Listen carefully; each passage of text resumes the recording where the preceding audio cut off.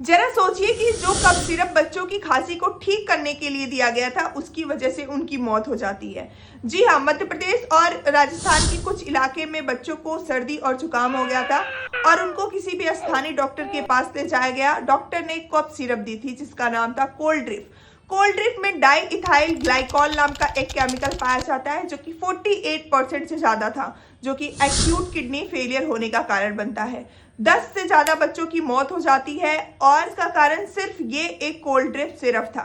आप सोचिए कि आप कौन सा सिरप अपने बच्चों को पिला रहे हैं। इस घटना के बाद से भारत सरकार ने 2 साल से कम बच्चों को कफ सिरप देने से मना किया है कि कभी भी आपका बच्चा अगर 2 साल से कम उम्र का है तो उसको कोई भी कफ सिरप ना दीजिए।